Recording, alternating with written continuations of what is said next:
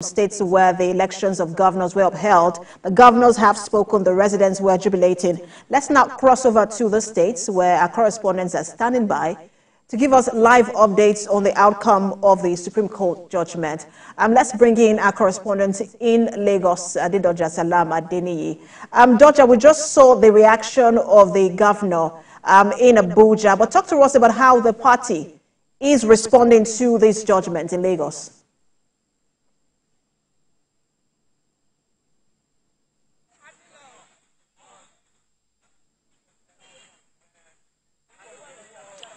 Okay, I'm reaching you from the State House Marina here in Lagos House Marina. So we've seen political praise singers coming around to sing and felicitate with Governor Babajide Sanwo-Olu when he was received by them on his way from Abuja to Lagos House Marina. And we've also seen some of his commissioners coming around to felicitate with him. But I must let you know that the Supreme Court is the highest court in Nigeria, and so the judgment has laid to rest the argument of who truly won the March 18, 2023 governorship election in Lagos State. That means that the governorship, the judicial process on the governorship election has ended as far as the election is concerned. So Babajide Olushola Sanwo-Olu and Obafemi Hamzat is his deputy, and so they are the winner of that March 18, 2023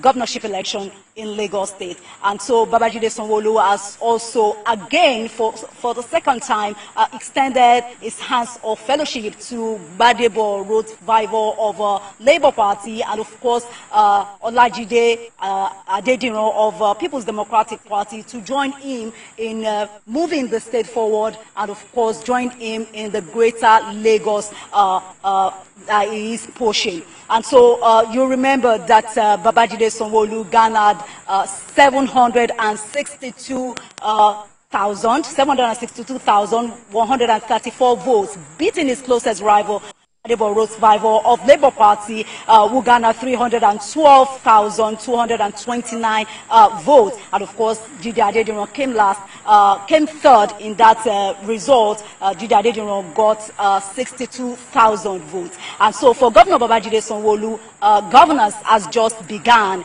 He said that Lagosians should join hands with him and called on his opponents to join hands with him to move the state forward. Doja, I saw two women behind you wearing what we call ashrebi here in Nigeria. It does show the celebratory mood where you are. Thank you so much for that update. All right, let's now cross over to Plateau State, where our correspondent Funam Joshua is also standing by. Funam, this victory for the governor is coming at a time where people were scared of the implication of the judgment on the security of the state, considering what is already going on in that state. Give us an update as to how residents and supporters of the governor are reacting. Well, it is a moment of celebration and dancing for the teeming supporters of the People's Democratic Party here in Plateau State. Of course, you know the legal battle that transpired after the election, the tribunal, the Court of Appeal, and then the Supreme Court.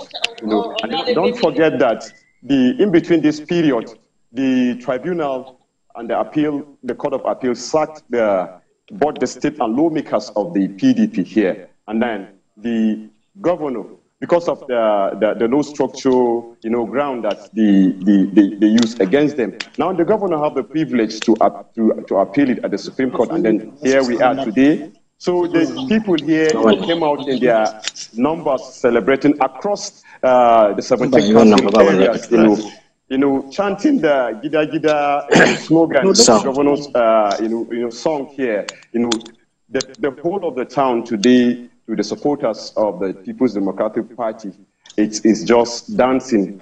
At the moment, I was supposed to do this interview early, outside, but because of the noise, the way they are, the celebration is currently ongoing, I have to come inside. So it's just a moment of celebration for the supporters of the People's Democratic Party here in Plateau State, and just precisely. And you have been sending live pictures as well, and one can see how, that celebration is palpable. But I also wanted to ask you about reactions from the APC as well. How's the APC reacted to this? Well, the most important thing is the calmness, and then following the challenge of the insecurity, at least the atmosphere is that of it's calm. We are yet to receive any official statement from them, but supporters of the party are calm, and then everything is moving normal in the state capital. All right, thank you so much, Funam, for that update. Let's now cross over to Kano State, which many have said perhaps is one of the, apart from Plateau, is one of the biggest surprise for them as to how that judgment turned up. Let's bring in our correspondent, Ibrahim Issa. Ibrahim, the last time we spoke, which was on Thursday, you talked about the security arrangements in Kano. Talk to us about what security looks like now and then the mood in Kano. After 7, and as you can see, it's already dark in Kano State. A few hours ago, there were a lot of celebrations, especially at the residence of the NFP presidential candidate about Abia and Abuja. Currently, we are not far away from the Kano government house.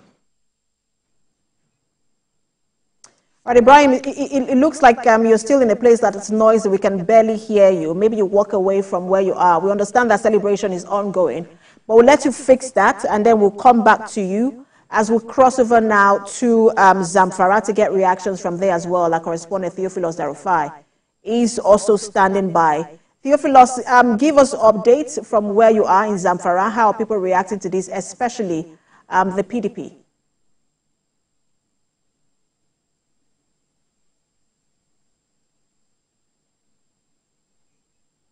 Theophilus, unmute yourself.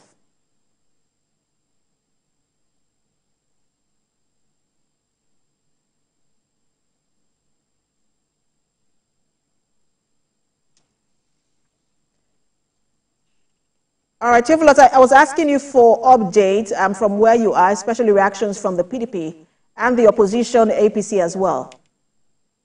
Yeah, there's celebration, but we've seen more on social media because there's ban on any public gathering regarding the celebration of the Supreme Court judgment. But then the PDP members are so happy, so elated with the judgment. So the streets everywhere is peaceful and calm, but then there's no any public gathering. What about the APC? I'm sure they were expecting a rerun. How are they also responding to this? Yeah, to some of them, they're even expecting a complete turnaround of the appeal court judgment. They were expecting that Governor Bello Mutawalli, former Governor Bello Mutawalli, will be returned to the government house. But then some were disappointed, but at the same time, they have accepted everything in good faith. Earlier, the party has issued a statement calling on its members to remain calm and peaceful and also prepare their minds to accept whatever it is the outcome of the Supreme Court judgment. Then for Governor Dauda Lawal, he said this has afforded him another opportunity to do well, especially in his mission to rescue the state from what he described as collapsed, that the state is heading towards collapse. So the man said he is now ready to work hard to rescue the state. Thank you, Theophilus. We're monitoring situations in Zamfara State. Thank you for that update. Let's cross over now back to Kano, where we have our correspondent, Ibrahim Issa, standing by. Ibrahim, give us updates on the security situation in Kano and then the mood of residents. Okay, yeah, I was talking about the security situation when you crossed over to Zamfara. There had been a good security setup strategy, by the police and many other security agencies in Kano. They had assured the people that whatever the outcome of the Supreme Court, they would ensure adequate protection of lives and property. And we have seen that play out today. There had been a presence of security agencies at many strategic locations in the state. And as we speak, there is a presence of security. I'm standing close to the government house. There is a presence of security behind me, if you can peep through the camera. So the security setup is quite okay, so to say, and Kano has been relatively peaceful, probably because of the assurances that the security agencies had given to residents that they are up to the task, that they would ensure that the state remains peaceful despite whatever outcome the Supreme Court may be. Thank you, Ibrahim, for that update, even as we cross over now to the southeast in Abia State, where Nena Gabriel is standing by for updates from there. Nena, this is a Labour Party state, and people were waiting to see how this would turn up and waiting to vilify the judiciary, you know, if it turns the other way. But as you speak with residents, what are you hearing from them, especially on the judiciary? Okay, thank you so much. The mood that of calm and excitement, the people are happy. I mean, the jubilation was there, but not as much as witnessed when it was declared. I mean, the governor of the state was declared winner on the 28th March 2023. And I know that the reason is simple.